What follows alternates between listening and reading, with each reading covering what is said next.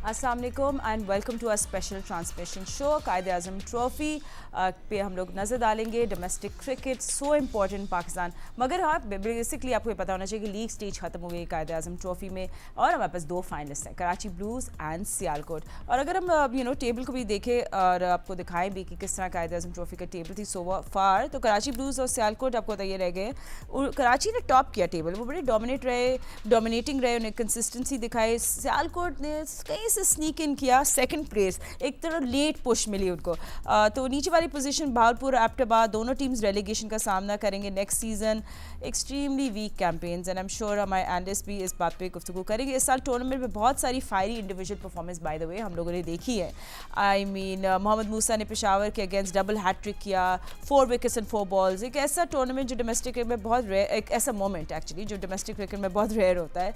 साद bag जिनके 930 run से, Ali Usman 38 wickets, ये नंबर सिर्फ फॉर्म के नहीं, ये पूरा सीजन कंट्रोल करने का मूड दिखाती है बेसिकली। तो इस पे हम लोग बात करेंगे and we have no other better person than Pakistan cricket team former captain mister Rashid Latif जो हमारे साथ स्टूडियो में मौजूद हैं। साबिक राशिद भाई वेलकम टू शो।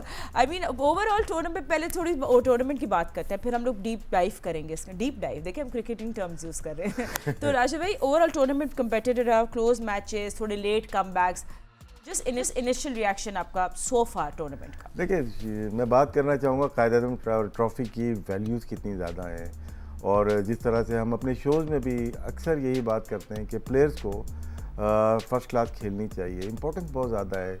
मैं अपना बताता हूँ, जब क्रिकेट शुरू की तो जहन में टेस्ट क्रिकेट नहीं थी बिल्कुल भी। ये एक बेंच मार्क था या फर्स्ट क्लास क्रिकेट, इतना बड़ा रुतबा था इस लीग का या इस टूर्नामेंट का कि कायदे आज़म ट्रॉफ़ी के 2 मैच भी खेल लें, और वो लेके सारे प्लेयर चला करते थे।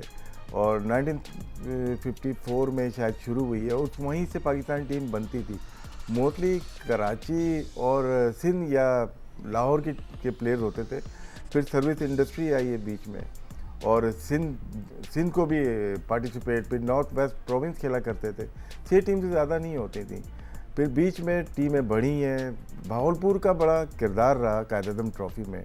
हमारे हनीफ मोहम्मद हों या दूसरे प्लेयर्स हों, वो एक भावलपुर से खेला करते थे, और कराची भावलपुर का बड़ा मुकाबला हुआ करता था। उसके बाद सिनेरियो चेंज हुआ, उसके बाद लाहौर आई है, लाहौर ने बड़ा डोमिनेट किया। कराची बहुत दफ़ा फाइनल जीती है, कभी कराची ब्लूज़, कभी कराची वाइट्स, कभी लाहौर ब्लूज़, कभी लाहौर वाइट्स। इनका बड़ा किरदार रहा। फिर डिपार्टमेंट क्रिकेट इंट्रोड्यूस हो जाती है 1969 में। PIA, हबीब बैंक, नेशनल बैंक और PWD, तो बहुत सारे डिपार्टमेंट आ गए, और उसने एक बूस्ट दिया पाकिस्तान क्रिकेट को। सही मानों में डिपार्टमेंट क्रिकेट ने बहुत ज़्यादा बूस्ट दिया, जिसकी वजह से हम जैसे प्लेयर को जॉब मिलना शुरू हो गई। कायदे आज़म ट्रॉफ़ी, और फिर बाद में जाके 83, 84 और उसके बाद जाके कायदे आज़म ट्रॉफ़ी और पैटर्न ट्रॉफ़ी अलग कर दी गई हैं। पैटर्न ट्रॉफ़ी में डिपार्टमेंट और कायदे आज़म ट्रॉफ़ी में रीजन या एसोसिएशन खेला करती थी। यही सिलसिला जारी रहा, और आज देखें अब फाइनल होने जा रहा है कराची और सियालकोट का।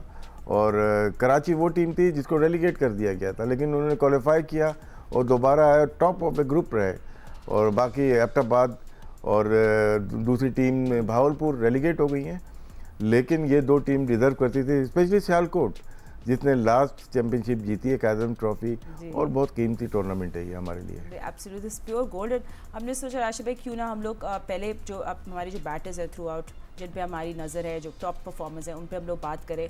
मगर एक्चुअली सब सिलसिला उस वक्त शुरू हुआ राशिद भाई, आपकी एक पोस्ट थी सोशल मीडिया पे जो वायरल हो गई थी, और वहीं से ये फिर आई थिंक डिस्कशन शुरू हुई। और इट्स सो इम्पॉर्टेंट, एक तो हम डोमेस्टिक क्रिकेट की बात करें, मगर आपकी जो सबसे सरप्राइजिंग फैक्टर जो आपने बोला था कि हमारे टॉप जो 11 रन स्कोरर्स हैं वो लोग सब लेफ्ट हैंडर्स हैं। आई मीन ये ट्रेंड क्यों आ रहा है, हम इस पर बात करेंगे। पाकिस्तान में लेफ्ट हैंडर्स टैलेंट की नई वेव आ गई है, या हमारे left bowlers left hand matchups के लिए तैयार हैं कि नहीं। राशिद का जो ये वायरल पोस्ट है हम आपको दिखाएंगे बेबी। सो टेक्निक है, सिस्टम इशू है, मैचअप इंटेलिजेंस है, इस पर हम लोग बात करते हैं। उससे पहले हम अपने टॉप स्कोरर्स को, बैटर्स को पहले देखते हैं। सो ये जो हमारा फर्स्ट सेगमेंट होगा राशिद भाई, it will be top batters and let's start with Saad Baig. Saad Baig very talented player, Pakistan under nineteen के कप्तान 2 दफ़ा रहे, और लेफ्ट हैंड बैट्समैन है। बहुत मेहनत की है उन्होंने, हमने यहाँ पे कराची में भी देखा या बाहर जाते हुए देखा। कराची किंग्स से भी खेले, ये बहुत ही ज़बरदस्त बैट्समैन है। फिर हम और भी प्लेयर्स को लेते हैं, शामिल बहुत अच्छा खेल रहा है। उनको left hander batsman, most fours इन्होंने बाउंड्रीज पूरे एशिया में लगाई हैं और लास्ट ईयर भी उनका अच्छा सीजन गया था, ये साल भी उनका बहुत अच्छा गया। वो भी एक fearless लगते हैं वो जब बहुत ही खेलते हैं। ज़बरदस्त खेलते हैं। देखिए 75 क्या उनका स्ट्राइक रेट है। उसके बाद हम अजान ओवैस को देखें सियालकोट के, उनके लास्ट ईयर भी बड़े परफॉर्मेंस थी और इस साल भी उन्होंने परफॉर्मेंस की है। साद खान जो मीरपुर खास और हैदराबाद रीजन के हैं, वो भी लेफ्ट हैंडर हैं, उनकी भी बड़ी परफॉर्मेंसेज रही हैं। तो बहुत सारे यंग प्लेयर आ रहे हैं। एक तो होता है ना कि पुराने प्लेयर, इसमें एक सरमद भट्टी 11वें नंबर पे नज़र आ रहे होंगे, वो एक मतलब के बहुत सीनियर प्लेयर हैं। ओल्ड तो नहीं बोलूँगा, सीनियर प्लेयर हैं, रिस्पेक्ट है उनकी।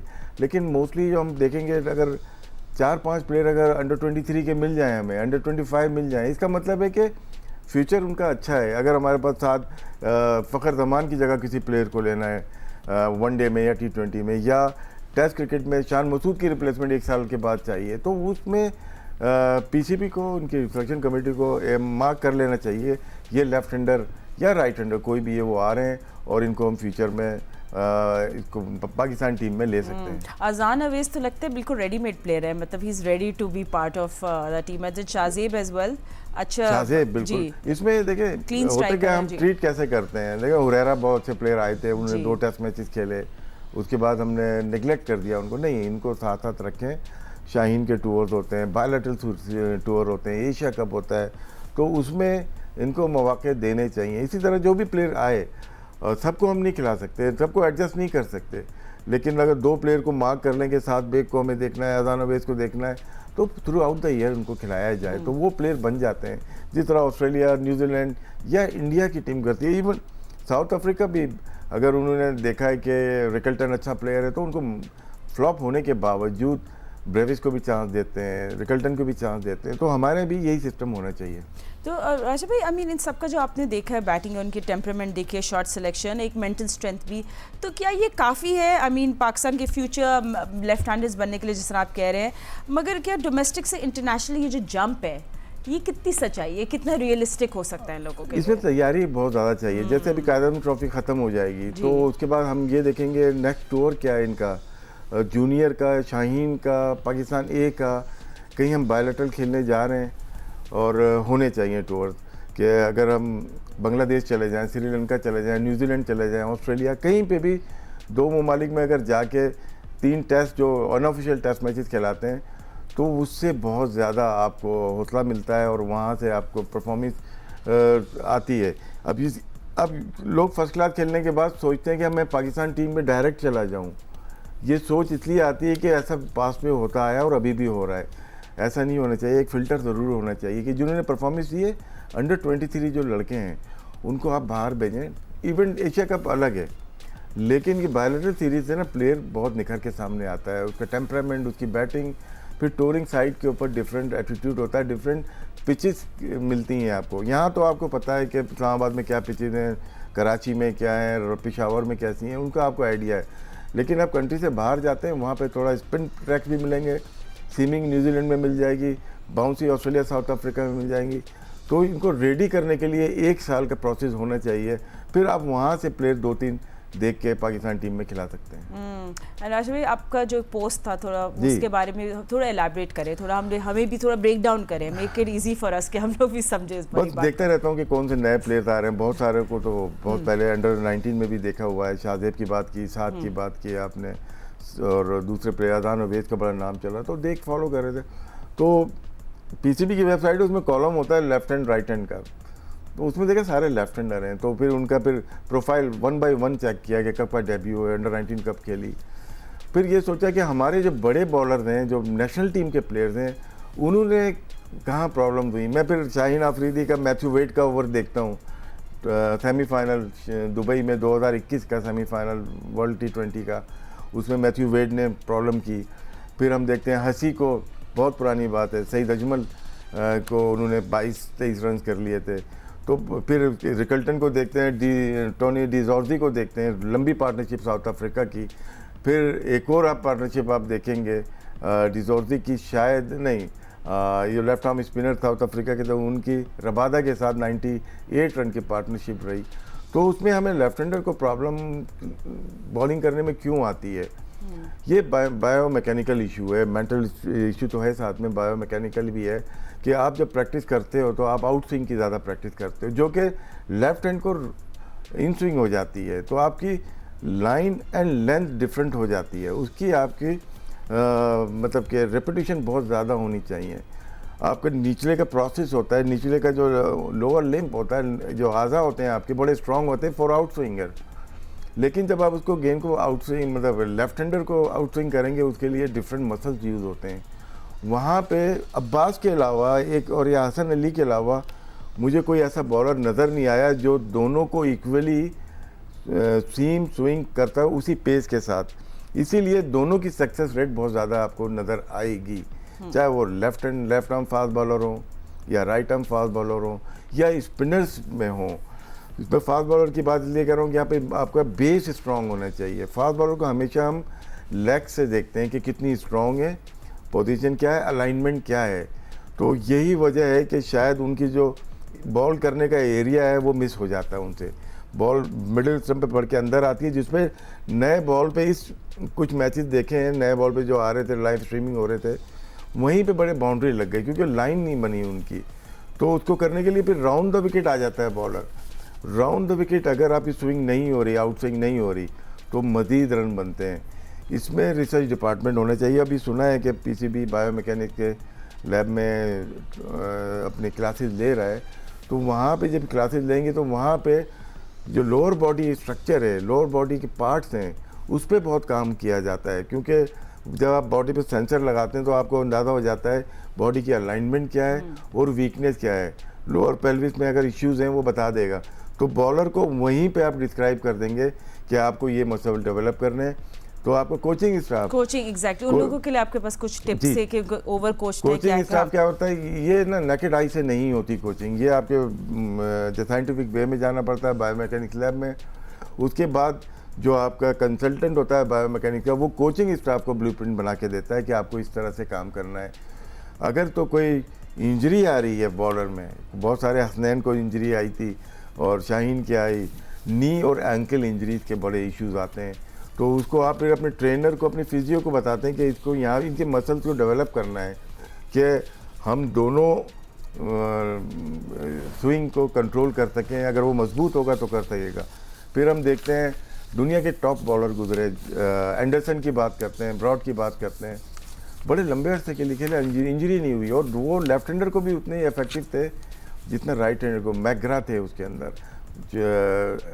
एम्ब्रोज थे उसमें, शॉन पॉलाक थे, डेल स्टेन का भी स्विंग अंदर ही आता, जसप्रीत बुमराह है, वसीम अकरम पाकिस्तान के लिए, मोहम्मद आसिफ, ये वो बॉलर थे जो कि राइट हैंड और लेफ्ट हैंड बैट्समैन को इक्वली अच्छा कर सकते, इसीलिए वो ब्रैकेट में वर्ल्ड क्लास बॉलर बने। राइट राशि भाई, हम बॉलिंग पे आई प्रॉमिस और ज़्यादा डिटेल पे हम लोग बात करेंगे, हमारे बहुत सारे सवाल है आपके लिए, बट हमने कोई यू नो जो ग्राफिक्स हम आपको दिखाएंगे, higher partnership by runs, we gonna come back to batting as well, तो इस पर भी थोड़ा सा एलैबोरेशन आप कर लिएगा हमारे सामने। देखिए, पार्टनरशिप जो है बहुत ही ज़रूरी है किसी भी फॉर्मेट में, चाहे हम T20 खेलें, वनडे खेलें या टेस्ट क्रिकेट खेलें या फर्स्ट क्लास। अगर आपकी पार्टनरशिप अच्छी लग रही है, शुरू में ही फाउंडेशन आपकी बन जाती है, 150, 200, 300 की अगर आपकी पहली विकेट की पार्टनरशिप है और आपको स्क्रीन पे नज़र आएंगी कि 300 की, 200 की भी हुई है, 150 की भी हुई है, 200 की फिर हुई है, तो इससे टीम का पता चलता है कि ये प्लेयर लंबी क्रिकेट खेल सकते हैं। पार्टनरशिप, दो चीज़ें बहुत अहम हम देते हैं एज ए प्लेयर को, अगर गाइड करना होता है दो चीज़ें ज़रूर करते हैं। एक, सिंगल रन नहीं छोड़ना है, मोस्टली डॉट बॉल कम करके सिंगल को कन्वर्ट करना है, और उसके अलावा पार्टनरशिप बिल्ड करनी है, स्ट्राइक को रोटेट करना है और पार्टनरशिप बिल्ड करनी है। ये 4 डे और टेस्ट मैचेस की बात कर रहे हैं। 4 डे लाजमी सी बात है, हमारी फर्स्ट क्लास क्रिकेट है, 5 डे हमारी टेस्ट क्रिकेट है, इवन हमारे पावर प्ले में T20 में भी आ जाते हैं। अगर हम डॉट बॉल खेल रहे हैं, 3-4 हम डॉट बॉल 2 ओवर में खेलते हैं, वो खेलनी होती हैं, लेकिन उसके बाद आपको एक रन लें और उसके बाद बाउंड्री करके पार्टनरशिप करें, तो उस पर आपको क्रिकेट की समझ बहुत ज़्यादा आ जाती है। इसी को हम कहते हैं गेम अवेयरनेस, के सिंगल लेने आता है, स्ट्राइक को रोटेट कर रहे हैं और भी पार्टनरशिप के साथ जा रहे हैं। Partnership very important in any kind of cricket. And you know then also question raise होता है कि bowlers are not breaking partnerships, it's mental block versus left hand, जो हमारी पूरी बात चल रही है, और हमने अब यू नो थोड़ी बॉलर्स की बात करें, बट राशि भाई इससे ब्रेक से पहले अगर आपके टॉप पिक हो दिस इसमें सिर्फ 2 सपोजिंग या टॉप 3, चले थोड़ा सा और नैरो डाउन करें, कौन होंगे बैटर्स? ये बैटर्स देखें, टू वॉच आउट फॉर, जब हमें नजर रखनी चाहिए अभी। अब्दुल्ला फजल पे लिस्ट में नाम नहीं है अभी। वो बहुत अट्रैक्टिव बैटिंग इसलिए कि 4 डे के अलावा वो T20 में बहुत अच्छा है। तो मैं देखना चाहूँगा कि कोई फ्रेंचाइज इस साल उसको ले, वो क्योंकि अट्रैक्टिंग प्लेयर है, बहुत अच्छा सुथरा खेलता है। ठीक है। और अजहान अवैस है, साद बेग हैं, ये यंग प्लेयर हैं जो कि अभी मेरे ख्याल से आइंदा आने वाले सालों में अभी तो हमारे और जरा नाम और शोर में हाँ अभी क्योंकि टेस्ट हम कम खेलते हैं। हमारी रिक्वेस्ट भी होती है पीसीबी से कि 2 नहीं 3 4 टेस्ट सीरीज मैचेस खेलें कि हमारे यंगर प्लेयर को भी मौका दें। अभी तो हमारे पास चल रहे हैं कुछ प्लेयर हैं जो कि 1 साल के बाद शायद टीम में ना हो, तो ये लॉट आ रही है, इनमें फोकस होना चाहिए कि ये प्लेयर आगे जाके हमारे टॉप 5 स्पिनर्स अंडर 30, हमारे पेसर्स और हमारे जो फ्यूचर है बॉलिंग है, इस पर हम लोग जरा बात करेंगे। पर एक छोटी बात, stay with us. Welcome back after the break. Rashid भाई, आई थिंक हमारी सबसे ज़्यादा डिस्कशन अब आजकल बॉलर्स के ऊपर रह रही है। Of course middle order problems हमारी बैटिंग के चलते बढ़ते, बट बॉलर्स और हमारे पोटेंशियल बॉलर्स, फिर हमारे बाकी एनालिस्ट हमेशा पूछते हैं भाई सर्किट में और स्पिनर्स हैं कि नहीं। तो दिस इज़ ओनली टूर्नामेंट जिसमें हम लोग ये सब चीज़ें देख सकते हैं। तो सबसे पहले हम कायदे आज़म ट्रॉफी के टॉप 10 बॉलर्स पे राशिद भाई नज़र करते हैं और let's have a look with Ali Usman जो है उन्होंने 8 मैचेस में 48 विकेट्स ली हैं। अली उस्मान मुल्तान से खेलते हुए आए पहले भी, और बीच में 2 सीज़न इनके इतने अच्छे नहीं गए। लेफ्ट आर्म स्पिनर काफ़ी वक्त से अच्छी बॉलिंग कर रहे हैं, इनको नज़रअंदाज किया गया। जाहिर सी बात है हमारे नोमान मौजूद हैं, फिर साजिद स्पिनर्स डिपार्टमेंट में है, तो शायद इसकी वजह से, लेकिन हमें डेवलप करना चाहिए इनको भी, साथ साथ नेशनल टीम के कैंप में रखना चाहिए, इनको हाई परफॉर्मेंस सेंटर में बुला के रखना चाहिए। एक और बॉलर होंगे इस लिस्ट में, मोहम्मद असगर, वो अच्छा परफॉर्म करते हुए आए थे। लेफ्ट आर्म स्पिनर की मैं बात कर रहा हूँ, और कराची से खेलते हुए आए, नेशनल बैंक से भी खेले हैं वो पाकिस्तान टीम के साथ टूर पे भी गए, न्यूजीलैंड ऑस्ट्रेलिया भी गए, लेकिन उनको मौका नहीं मिला। लास्ट 2 ईयर से दोबारा से वो उन्होंने परफॉर्म करना शुरू किया। उनका बहुत अच्छा एक्शन है, अच्छी तरीके से आर्म बॉल और ब्रेक, अच्छी समझदारी से वो बॉलिंग करते हैं। इनायत हैं, वो अच्छे बॉलर हैं। तो कुछ स्पिनर्स की मैं बात कर रहा हूँ। फास्ट बॉलर में कराची से साकिब बहुत अच्छी बॉलिंग कर रहे हैं, वो आउट स्विंग अच्छी है उनकी, दोनों स्विंग अच्छी है, बैटिंग भी कर लेते हैं। नियाज़ खान अच्छे हैं जो कि केपी से या पेशावर से वो खेल रहे होंगे। Niaz Khan very good pacer. Abbas तो आपको पता ही होगा कि अब्बास तो हमेशा से टॉप विकेट टेकर रहे हैं। तो ये कुछ बॉलर्स हैं जो कि इस साल अच्छी परफॉर्मेंस दी है। अगर हम ये ओवर 30 की बात करते हैं तो शायद 32 साल के हो गए हैं अली उस्मान, लेकिन स्पिनर जितना ज़्यादा सीनियर होता जाता है उतनी ज़्यादा उसको नॉलेज होती है। जो हम लोग स्पिनर्स की अब आप बात कर रहे हैं तो पे पहले नज़र डाल लेते हैं, वापस उन्हें डेप्थ कर लेते हैं। Under 30 let's start with the spinners. Raj भाई, हम यहाँ देखें top 5 spinners under 30, Ahmed Safi Abdullah है 28 विकेट्स, मेहरान मुमताज़ हैं इनकी 24 हैं, उसामा मीर 23, हयातुल्ला 22, असगर 22। नंबर्स ठीक है, लेकिन एक बात क्लियर नजर आई, कोई ऐसा स्पिनर नहीं नजर आ जो बिग मैच विनर इम्पैक्ट डाले। आपको ऐसा लग रहा है स्पेशली लेफ्ट हैंडर्स के खिलाफ? हाँ, T20 में ये लेफ्ट आर्म स्पिनर हैं। सैफ़ी है सैफ जो है ये इस्लामाबाद यूनाइटेड से भी खेलते हैं, SNGPL से भी खेलते हैं, मुल्तान से भी खेलते हैं, अच्छे बॉलर हैं ये। लेकिन इनसे ज़्यादा अगर देखा जाए तो अली उस्मान ने बहुत आउट किए हुए हैं। मेहरान मुमताज़ पेशावर ज़ल्मी से खेल रहे हैं, वो भी T20। बहुत सारे बॉलर T20 में बहुत ज़्यादा फोकस हो गए हैं। बॉलिंग के साथ तवज्जो बैटिंग पे भी चली गई है, वो करनी चाहिए, अच्छी होती है।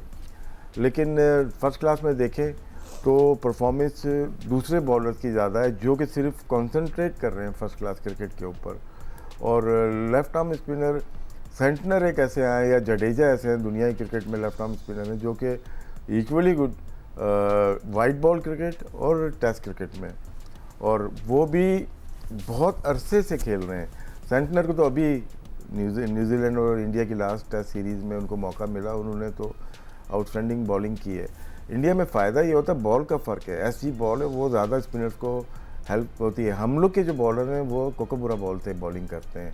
अभी ड्यूक से अभी हो रही है यहाँ पे, लेकिन इंटरनेशनल क्रिकेट में जाएंगे ड्यूक वो कोकोबुरा जिसकी सीम नरम होती है, छोटी सीम होती है, जिससे ब्रेक होने के चांसेस कम होते हैं। फिर हम उसको अपने ट्रैक को हम चेंज करते हैं और फिर स्पिन करते हैं। तो ये जो नाम आ रहे हैं इनको कहीं ना कहीं हमारे पास मेरे ख्याल से वो यही रहा है, हम बायलैटरल जूनियर लेवल पे नहीं खेल रहे। पाकिस्तान शाहीन है, पाकिस्तान ए अंडर 19 है, हम इवेंट खेल रहे हैं, एशिया कप खेल लिया, वर्ल्ड कप खेल लिया, और लेकिन हमें अरेंज करनी चाहिए अपने जो आने वाली जनरेशन को मज़ीद बेहतर बनाने के लिए ज़रूरी है बायलैटरल खेलें। राशिद भाई, फिर also next question is supporting a pitch.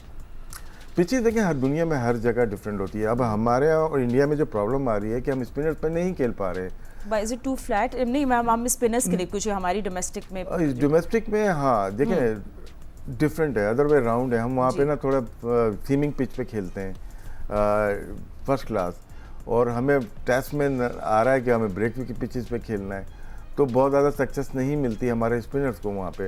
Last 10-15 years से ये रूटीन है कि फ़र्स्ट क्लास क्रिकेट में हमने 2 दिन में 1.5 दिन में भी घास वाली पिच पे, ग्रीन पिचेस पे मैच ख़त्म होते देखे। टर्निंग हम साउथ में आते हैं, पाकिस्तान यहाँ पे कराची में पिचेस मिल जाती हैं, जहाँ पे 3-4 साल पहले जब 2021 का सीज़न हुआ था, यहीं पे हुआ था पूरा, वहाँ पे नोमान और साजिद ने बहुत ज़्यादा आउट किए थे, उसके बाद उनको टीम में लिया गया था। अगर यही चीज़ पंजाब रीजन में इस्लामाबाद में होते तो शायद इतने आउट नहीं मिलते।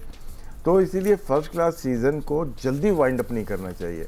डिफरेंट पिचेस में, डिफरेंट सिटीज़ में आपको मैचेस खिलाने चाहिए, क्योंकि जब आप इंटरनेशनल क्रिकेट में आते हैं तो आप सिचुएशन के बॉलर ना हो, आप कंडीशन के बॉलर ना हो, आप हर जगह के, हर सिचुएशन में, हर कंडीशन के बॉलर बने, तो फिर वो वर्ल्ड क्लास ही बनता है।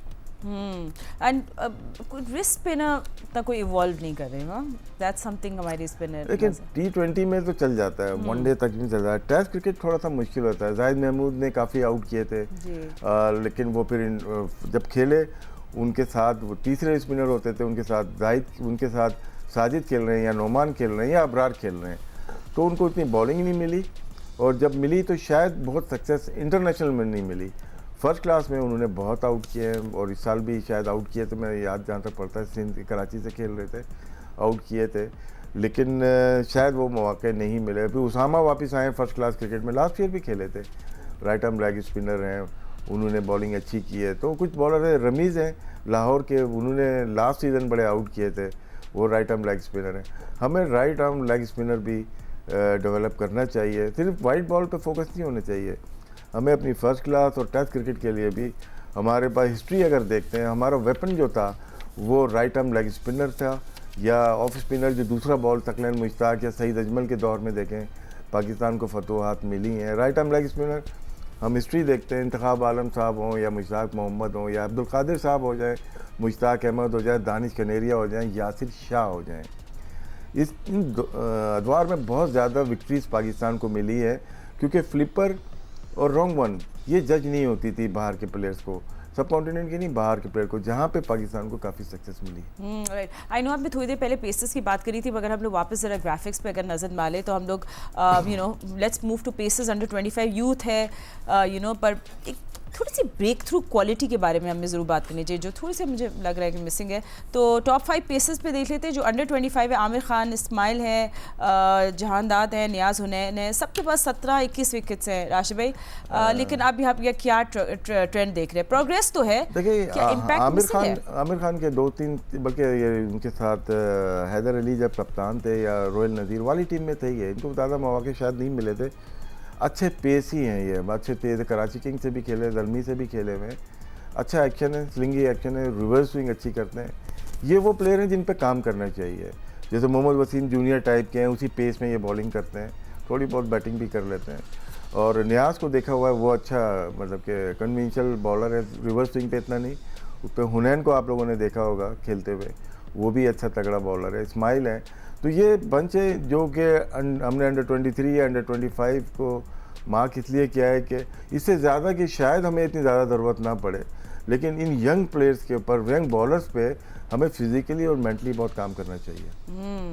बट राशिद भाई, अब ये स्टैट्स एक दूसरे को बिल्कुल मिरर करें अगर हम लोग देखें तो बैटिंग में top 10 all left handers, partnership भी लेफ्ट हैंडर्स डोमिनेट किया, बॉलर्स के नंबर्स भी हाई हैं, तो लेकिन मैचअप परफॉर्मेंसेस कम है। तो कि क्या सारी स्टोरी यही है कि हमारे बॉलर्स लेफ्ट हैंडर्स को समझ नहीं पाते? जो गलती, एक चीज़ मिसिंग कर रहे हैं हम लोग। देखिए कोचिंग नेकेड आई से हो रही है, ठीक है, लेकिन हमें कोई ऐसा राइट आर्म ऑफ स्पिनर मिला जो कि लेफ्ट हैंडर को तंग करता हो, उसकी लाइन एंड लेंथ और उसका एरिया क्या है बॉलिंग करने का, ओवर द विकेट हो या राउंड द विकेट हो, उसको हम किस तरह से करेंगे। अब कहीं देखिएगा आप नेथन लॉइन को देखें, अब मोर देन 500 विकेट्स है, अश्विन के देखें मोर देन 600 500 विकेट्स है। तो उनकी वर्क होगा, वो 2 दिन में नहीं ली उन्होंने, 15 ईयर्स से वो बॉलिंग कर रहे हैं इंटरनेशनल। ग्रैम स्वान थे, बहुत ही अच्छे स्पिनर थे। उनका क्या क्रेडिट, उनको जब ओवर द विकेट नहीं मिल रही होती विकेट, तो वो राउंड द विकेट आके राइट हैंड बैट्समैन को भी तंग करते हैं, लेफ्ट हैंडर को भी तंग करते हैं। अब जो ग्रे एरिया होता है, ओवर द विकेट आके जब आप बॉल को पिच करते हैं, मिडिल और लेग पे करते हैं, तो वहाँ से बाहर निकालना, ब्रेक करना थोड़ा सा निस्बतन मुश्किल होता है। वो आपके शोल्डर में, रिस्ट में, फिंगर में जान होनी चाहिए, जब बाइट मिले। तो जो फर्स्ट क्लास ज़्यादा नहीं खेलते उनमें इतनी पावर नहीं होती। वो 6-8 ओवर के बॉलर होते हैं जो फोकस होते हैं लिस्ट ए और T20 के टूर्नामेंट में। लेकिन जब 12 ओवर गुजरते हैं उसके बाद उनका शोल्डर उस तरह से रोटेट नहीं कर पाता। Inner shoulder, outer shoulder 2 different चीज़ें होती हैं। जब नहीं कर पाता तो पिच पे बॉल पीछे गिरना शुरू होती है। आपने रिसेंटली साजिद खान की बॉलिंग देखी होगी, थोड़ा पीछे गिरना शुरू हो गई उनकी बॉल। इसका मतलब है कि उनका जो नॉन बॉलिंग आर्म है ये प्रॉपरली नहीं चल पा रहा, जिसकी वजह से बॉल पीछे गिरना शुरू हो गई। फिटनेस लेवल बहुत अच्छा रखना पड़ता है। तो हमें, जहां हमने इतनी सारी बातें की, लेफ्ट आर्म स्पिनर्स की लेफ्ट हैंड बैट्समैन की राइट आर्म पेसर्स की अंडर 23 बैट्समैन, अंडर 25 बॉलर्स की, वहीं हमें ऑफ स्पिनर्स की भी करनी चाहिए कि हमें कोई अच्छे ऑफ स्पिनर ढूंढने हैं। और हमारे सिस्टम में होंगे, ऐसा नहीं है कि नहीं हो सकते, वो ज़रूर होंगे, और फिर उनको अच्छे तरीके से डेवलप किया जाए। सो राज भाई, अगर डोमेस्टिक क्रिकेट में हम लोग नहीं देंगे इम्पोर्टेंस कि लेफ्ट हैंड मैचअप की जो इंटेलिजेंस है, तो फिर ही तो इंटरनेशनल क्रिकेट में हम एक्सपोज हुए हैं। और आईसीसी इवेंट्स में हमने देखा है, एशिया कप और अदर आईसीसी। बिल्कुल सही कहा आपने। तो देखें, अभी हमारा जो सबसे अच्छा लेफ्ट आर्म स्पिनर है वो नवाज़ है, मोहम्मद नवाज़। उनको हमने देखा इंडिया के खिलाफ या किसी और के खिलाफ, लेफ्ट हैंडर के खिलाफ बॉलिंग नहीं की। ये वीकनेस नहीं छोड़नी चाहिए। अब एक दफ़ा आपने कर दिया ना, अपोजिशन को पता है कि ये घबराएगा, हमें हो सकता है 7वां ओवर करने आना चाहिए था, नहीं आया, ये 11वें 12वें ओवर पे चला गया है, तो वहाँ पे और ज़्यादा वो अटैक कर सकते हैं उसके ऊपर। लेकिन ये हमें इसको हैबिट बनानी चाहिए कि जब भी, चाहे पावर प्ले हो या पावर प्ले के बाद हो, T20 हो या वनडे क्रिकेट हो, उसमें नवाज़ को हमें जल्दी लेके आना पड़ेगा, उनका खौफ निकालना पड़ेगा कि वो लेफ्ट हैंडर को बॉल नहीं कर सकते। सो राशिद भाई, 1 और 2 नाम ऐसे ज़रूर ले लें जो आपको लग रहा है कि जिनको हम लोग वैसी ग्रूमिंग कर सकते हैं, क्योंकि वो अब शॉर्टलिस्ट करती हूँ ना, अभी तो अपने टॉप 25, टॉप 10, टॉप 2 जो आपको लग रहा है ये स्टैंडर्ड परफॉर्मर्स इन बॉलिंग जो फ्यूचर में, आई थिंक पेसर का लेग स्पिनर का। लेकिन ज़रूरी नहीं कि बहुत ज़्यादा परफॉर्मेंस दी हुई है। मैं टैलेंट के हिसाब से देखता हूँ, साकिब खान कराची से खेल रहे हैं, सही है, मे भी वो अंडर 25 ना हो, वो अच्छे हैं, वो बैटिंग भी कर सकते हैं। कराची को यहाँ तक पहुँचाने में उनका अच्छा कैरेक्टर रहा है, वो है। आमिर खान अच्छे हैं, ये आमिर खान जो पेशावर से हैं, इनको रस्टी हो गए थोड़े से ना, ये जब यंग थे, अंडर 19 में थे, बहुत क्विक थे। तो जाहिर सी बात है, हम जो टीवी पे देख रहे होते हैं तो उन पे ज़्यादा फोकस हो जाते हैं। इन बॉलर को हम छोड़ देते हैं जो कि सिर्फ ट्रॉफी खेल रहे हैं। लेकिन मैं उनके नाम ले रहा हूँ जो कि अभी शायद बहुत ऊपर लेवल पे नहीं है, लेकिन बहुत टैलेंटेड हैं, जो PSL नहीं खेल रहे। ज़रूरी नहीं है कि जब सिर्फ PSL खेल रहा है वही अच्छा है, प्लेयर वो भी बहुत अच्छे हैं, मेरे लिए वही रुतबा रखते हैं जो कि PSL वाले हैं। ये प्लेयर बहुत अच्छे हैं, आमिर खान हो जाए या साकिब खान हो गए। राइट। तो थोड़ा सा हम लोग सिस्टम की बात करेंगे, प्लेयर स्किल्स की बात करेंगे, फ्यूचर प्रेडिक्शंस, व्हाट शुड, कुछ फिक्सेस डोमेस्टिक क्रिकेट, और फिर थोड़े से मुश्किल सवालात भी राशिद भाई से हम लोग पूछेंगे about Pakistan cricket. But after short break, don't go anywhere. Welcome back after the break. Rashid भाई, मतलब वापस अपनी कॉन्वर्जेशन में चलते हैं और अब थोड़े सा फ्यूचर की बात करते हैं, future predictions and everything. But अब आपकी क्या एडवाइस होगी टू PCB कि उनको अब अपना डोमेस्टिक क्रिकेट को किस तरह बेहतर करना चाहिए, सम टिप्स फॉर फ्यूचर? देखें, PCB अपना काम तो पूरा कर रहा है, लेकिन कुछ मिसिंग लिंक होते हैं, नहीं कभी कभार बोर्ड में पता चल रहा होता।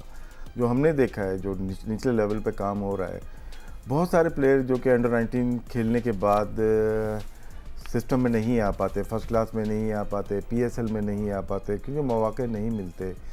अंडर 23 एक टूर्नामेंट होने चाहिए, रीजन बेस हो, जिस तरह से कायदे ट्रॉफी हो रही है, तो उसमें बहुत ज़्यादा टैलेंटेड प्लेयर्स जो कि हो सकता है, देखें एज वाइज आप डेवलप होते हैं। कुछ प्लेयर अंडर 19 में डेवलप नहीं हो पाते, लेकिन 21 साल की उम्र में डिफरेंट प्लेयर होते हैं। सबसे बड़ी मिसाल यूनुस खान और मिसबाह उल हक की है। वो अंडर 19 लेवल ज़रूर खेले, लेकिन इतने डेवलप नहीं थे, लेकिन बाद में देखें वो पाकिस्तान के लेजेंड बने, कप्तान बने और बहुत परफॉर्म किया। इसी तरह कुछ प्लेयर्स को हमें मौका देना चाहिए कि 20 के बाद और 23 से यानी ब्रैकेट है इसको फिल करना चाहिए। फिर हमने इंटर स्कूल, इंटर कॉलेजेट और बहुत सारा एजुकेशन वाली क्रिकेट हम देख रहे हैं। पीसीबी भी करा रही है और प्राइवेट पार्टीज़ भी कराती हैं, ये एचईसी ने भी करवाई। उसमें 40% मदारिस भी हैं, वो हम निगलेक्ट कर जाते हैं। बहुत सारे प्लेयर, कराची में मेरी एकेडमी है, उसमें बहुत सारे प्लेयर स्कूल कॉलेजेस के नहीं हैं, वो मदारिस से आते हैं और अच्छे प्लेयर हैं, उनका टूर्नामेंट अरेंज कराते हैं। इसी तरह केपी में भी एक केपी बिग रीजन है, मतलब प्रोविंस है, वहाँ मोस्टली ये तादाद पाई जाती है, तो इस पर फोकस करना चाहिए हमें। इसमें पेशावर ज़ल्मी ने एक टूर्नामेंट कराया था ये मदारिस का, तो क्या 100% तो नहीं हो सकता, लेकिन 90% भी हम रीच आउट कर लेते हैं, तो शायद 2 अच्छे प्लेयर्स मिल जाएं हमें फ्यूचर के लिए पाकिस्तान के और लिए। जैसे आप कह रहे हैं अंडर 23 टूर्नामेंट, अब इसको टेलीवाइज भी करना चाहिए, तो वो बिल्कुल भी करना बहुत चाहिए, टेलीवाइज तो करना चाहिए, तो बहुत चाहिए। उससे चेंज हो जाता है गेम। जी। अच्छा, अब हम जब पीसीबी बात करें, अभी आपको लगता है कि हमें कुछ अलग किस्म की कोचिंग भी शुरू करनी चाहिए इन डोमेस्टिक, जैसे वर्ल्ड क्रिकेट में होती है, जैसे कोई लेफ्ट हैंड स्पेशलिस्ट कोच आ गया, भाई आपको थोड़ा सा देखिए इसमें ना डीप है बहुत, के लेवल 4 कोचिंग है, कुछ हमारे यहाँ भी हुई है, पास में हुई है, लेकिन वो 1 हफ्ते की होती है। इंग्लैंड में वो 2 ईयर्स की होती है, 24 मंथ्स हो जाते हैं उसमें हर चीज़ अलग अलग है, विकेट कीपिंग अलग है, फास्ट बॉलिंग, राइट आर्म अलग है, लेफ्ट हैंड अलग है, हर एक के ऊपर रिसर्च होती है। फिर आपको स्कूल, कॉलेजेस और सेकंड 11 काउंटीज़ में भेजा जाता है कि आप उसको जब आपकी रिपोर्ट जाएगी तो उसकी असेसमेंट होती है, असेसमेंट में पास होंगे तो फिर आपको सर्टिफिकेट मिलता है। शायद हम लोग या दूसरे ममालिक भी बस शॉर्टकट कर रहे हैं, हमें साइंटिफिक वे में जाना पड़ेगा। अभी शुरू तो किया है, पीसीबी के पास है, बायोमैकेनिक्स में 2 डेज कोर्सेज वगैरह हो रहे हैं, लेकिन 2 डेज काफ़ी नहीं है, क्योंकि फास्ट बॉलिंग सिर्फ बॉलिंग करना नहीं है, उसकी बॉडी का मैकेनिज़्म है, उसके इंजरी क्या हो सकती है, फ्यूचर प्रेडिक्शन क्या हो सकती है कि ये इंजरी पॉसिबिलिटीज़ हैं या नहीं है, तो उसके ऊपर डिपेंड करता है। हमें साइंटिफिक वे में अब आ जाना चाहिए। बहुत इन्वेस्टमेंट है पीसीबी की, लेकिन बहुत सारे बॉलर्स हमारे 150 पे आते हैं, अभी 140, 135 पे। रीज़न क्या है? क्या ये हैवी वेट ट्रेनिंग तो नहीं कर रहे? क्या जॉइंट मसल इनके तो ख़राब तो नहीं हो गए? ये आपको बायोमैकेनिक्स लैब ही बता सकती है। एंड आपको लगता है कि ज़्यादा बॉलर्स जो आप बात करें तो प्रेशर में अपने, मतलब ये एक्शन को परफेक्ट करने की कोशिश करते हैं instead of wicket taking plans, मतलब अपने एक्शन को इम्प्रूव करने में ज़्यादा फोकस करते हैं? एक्शन देखें, अगर आपको वैसे ही खुद से आप कोचिंग अपने आप को करेंगे ना, वो डिफरेंट हो जाता है। आपका हाई क्वालिफाइड कोच होना चाहिए आपके साथ। कोच के साथ एक ट्रेनर बहुत ज़रूरी है, क्योंकि रनिंग जो है ना फास्ट बॉलर की स्पेशली, वो फास्ट बॉलर तो अपने तरीके से बताएगा, लेकिन एथलीट कैसे भागता है, उसके टो पहले लगने चाहिए या हील पहले लगनी चाहिए, तो कहाँ पे इंजरी कम हो सकती है, बैकफुट लैंडिंग में कहाँ पे एंकल में जोर आ रहा है, या नी में आ रहा है, या लोअर बैक में आ रहा है। फिर फ्रंट फुट लैंडिंग है, उसमें टो कितना है, क्योंकि आपका जो वेट अगर 70 kg है तो उसका 3 गुना ज़्यादा आपका फुट के ऊपर लैंडिंग पे आपका वेट आ जाता है, जो कि सर तक जाता है। तो वो सारी चीज़ें आप वैसे टीवी पे मैच देख के कमेंट हमारे लिए तो अच्छा हो जाता है कि इजीली हम बोलते हैं शाहिन अफरीदी अनफिट हो गया। रीज़न बिहाइंड क्या है, क्यों इंजरी हो गई, कितना वर्कलोड था, कितनी हज़ार बॉल उसने की हैं, कितनी बाउंसर्स की हैं, तो कितना ट्रैवल किया है, ये सब मॉनिटर अब होने लगा है दुनिया में।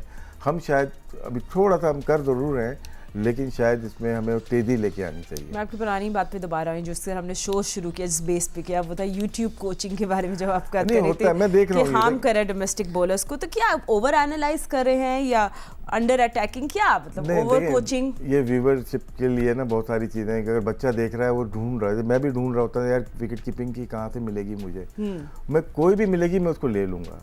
सही बात। ये कोचिंग, कोच और डॉक्टर का रिलेशन अपने पेशेंट और अपने प्लेयर के साथ सेम है।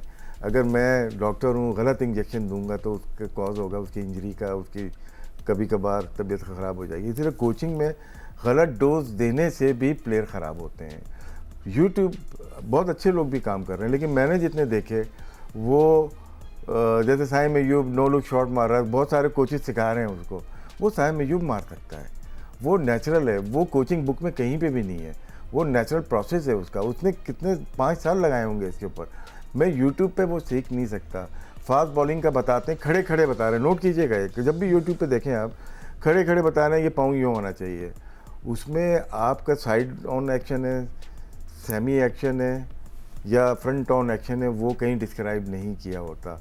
फिर आप कितनी पेस से भाग के लैंडिंग में कितना वेट आपका बैक फुट पे आ रहा है, फ्रंट फुट पे कितना वेट आ रहा है, वो तो मेजर ही नहीं हो रहा ना।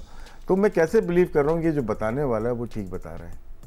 नहीं बिल्कुल, जैसे बहुत सारे लोग हर चीज़ के ट्यूटोरियल्स ढूंढ रहे जी, होते जी, हैं प्रैक्टिकली अलग बात होती है। पर आशा भाई, क्योंकि आप विकेट कीपिंग बात कर रहे थे, कोई आपको ऐसे कोई पोटेंशियल दिखे wicket keeper batter? Wicket keeper इसमें कराची से 7 बेग ही कर रहे हैं, बीच में गौरी ने भी की, वो भी इमर्जिंग राइजिंग स्टार में चले गए थे। वो गुड कीपर बैट्समैन है, लेकिन साद ने इतना परफॉर्म कर दिया कि उनको मौका नहीं मिला। फिर सैफुल्लाह बंगश भी इसी टीम में है, बहुत अच्छा परफॉर्म किया, और वो भी कराची के लोग बोलेंगे बात कर रहा, लेकिन उस्मान के आने से वो नहीं खेल पाए ये वाला मैच। तो बहुत हो जाता है। शान फैसलाबाद से खेलते हैं, वो भी अच्छे विकेट कीपर हैं। सियालकोट के अफजल हैं शायद, मुझे ये सही से नाम याद नहीं है, वो अच्छी कर रहे हैं। रोहिल नज़ीर खेलते हुए आए हैं, वो पाकिस्तान टीम के साथ ही होते हैं, उनको मौका नहीं मिला। उनको भी एक टेस्ट क्रिकेट तो खेलनी चाहिए, इतने डिजर्विंग है। तो बहुत सारे विकेट कीपर है। अगर हम देखते हैं T20 में ज़्यादा विकेट कीपर आ रहे हैं, वो ज़्यादातर बैट्समैन हैं। हमने हारिस की बात की, उस्मान की बात की, और मजीद जो आ रहे हैं साहिबजादा फरहान, ये बैट्समैन हैं। मजबूरी की हालत में उन्होंने ग्लव्स पकड़े कि नेशनल टीम में जगह बन जाए। शायद ये तरीका शॉर्ट टर्म है और शॉर्टकट है, इसको नहीं अपनाना चाहिए। प्रॉपर विकेट कीपर होना चाहिए, प्रॉपर बैट्समैन हो, लाइक संगाकारा हो जाए या कामरान अकमल है, सरफराज अहमद है, रिजवान है। ये आखिरी ब्रीड लग रही है विकेट कीपर्स की। हमें बहुत मेहनत करनी है विकेट कीपिंग के शोबे के अंदर। एक कैच टेस्ट मैच में या वनडे में कॉस्ट कर सकते हैं, आपका गेम चेंज हो जाता है। अच्छा राज भाई, अभी हम लोग थोड़ा सा लास्ट मोमेंट्स पे आ रहे हैं, एंड क्योंकि अब आपने सबको एनालाइज करिए, हमने आपको टॉप बैटर्स दिखा दिए, बॉलर्स। अब आपको क्या लगता है इस पूरी लिस्ट में, रियलिस्टिकली स्पीकिंग, कौन पाकिस्तान टीम के लिए खेल सकता है इन द नेक्स्ट 18 मंथ्स? मैं प्रेडिक्ट नहीं कर सकता, प्रेडिक्शन नहीं, बट ऐसे देखिए मैं उस पर जाता हूँ कि इस साल सिर्फ परफॉर्मेंस ना हो, 2 साल या 3 साल की परफॉर्मेंस में अजान अवैस के रन ज़्यादा हैं, उनका टेम्परामेंट है, वो एक ऐसे बैटर है। तो एक सुलेमान है जो कि मीरपुर ख़ास है, वो भी काफ़ी परफॉर्म करता हुआ आ रहा है। तो मैं 2-3 सीज़न पे जाऊंगा, मैं एक सीज़न में नहीं जाऊंगा। ठीक है, फिर एक सीज़न में तो अजान अवैस अभी ऐसा नज़र आ रहा है जो कि माँ सदाकत भी है, T20 में, वनडे में सब में परफॉर्म कर रहा है। तो इसके लिए अलग शो करना पड़ेगा आपको। ठीक है, हम लोग ज़रूर इसके लिए अलग शो करेंगे। बट वन थिंग जो आप अभी डोमेस्टिक क्रिकेट में चेंज करना चाहो, what would it be? One thing जो आप सोचो कि ये इम्प्लीमेंट हो जाए तो बड़े इश्यूज हो जाएंगे, लेफ्ट हैंडर्स वाले इशू भी सॉर्ट आउट हो जाएंगे। नहीं, इसमें लॉन्ग टर्म प्लानिंग होती है आपकी, ये रिसर्च डिपार्टमेंट के पास जाना चाहिए, फिर उसके ऊपर काम शुरू, 2-3 साल लगेंगे इसके ऊपर भी, वरना वही, क्योंकि मैं विकेट कीपिंग करता था, मुझे पता है कि नई ball Waqar Younis left hander को करेंगे, मिडिल लेग से सही तरह। हमारा ZTBL से ADPP से मैच हो रहा था, तो मिडिल स्टम्प से पढ़ के वो मेरे पास ही आ रही थी। इसका मतलब है कंट्रोल उनका बाहर को नहीं था। तो ये कंट्रोल करने के लिए आपको एक coaching high performance centre, Aqib Javed बहुत सीनियर है, वो काम कर रहे होंगे इसके ऊपर, इस पर बहुत ज़्यादा फोकस करना चाहिए। बाकी पब्लिक को, लोगों को ग्राउंड पे लेके आना है, तो ज़रूरी नहीं है कि बड़े बड़े स्टेडियम में मैचेस कराए जाएँ। कराची में जो फ्लड लाइट के डे नाइट मैचेस कराए जाएँ, नॉर्थ कराची या कोरंगी या लाहौर में शादरा, ऐसे डेवलप किए जाएँ ग्राउंड जहाँ पे लोग 5-8 हज़ार लोग आ सकते हैं। बिल्कुल आएंगे, उन इलाकों में ज़रूर आएंगे देखने के लिए, क्योंकि उनको वैसे इंटरटेनमेंट के लिए कुछ भी नहीं है। आपके थोड़े इंटरनेशनल प्ले करें, डे नाइट फर्स्ट क्लास हो सकती है पाकिस्तान में, करानी चाहिए। अब वैसे और क्या तरीका है लोगों को पुल इन करने का? I mean of course free होना चाहिए, लोग आके देखे, आते भी हैं लोग करना, बट वही बात है, फैसिलिटी नहीं, आपको इलाके जब प्रोडक्ट नहीं बिक रही ना, तो आपको इलाकों में जाना पड़ेगा जहाँ गुंजान आबाद हैं। मैंने जो नाम लिया, कोरंगी, मलिर, ये हमारे वो इलाके हैं, गोदरा हो गए, ये सारी चीज़ें। और इस तरह से लाहौर में होंगे, पिंडी में होंगे, गुंजान आबाद में बीच में ग्राउंड हो, तो लोग लाइट जलते ही चले जाएंगे देखने के लिए। टेस्ट करना चाहिए, थोड़ा नॉइज क्रिएट करना चाहिए, नेक्स्ट ईयर 1-2 मैचेस टेस्ट करना चाहिए इनको। एब्सोल्युटली राज भाई, थैंक यू सो मच, क्योंकि अब इस पे पूरा एनालिसिस हम आगे जाके भी ज़रूर करेंगे, क्योंकि नंबर्स अच्छे लग रहे हैं, फ्यूचर स्टार्स हमें दिख रहे हैं। पर लेट्स सी किस तरह इन प्लेयर्स को आप ग्रूम करते हैं ताकि वो हमारी नेशनल टीम में खेलें और भी टूर्नामेंट्स खेलते रहे। Thank you so much, will see you next time. Allah हाफिज़।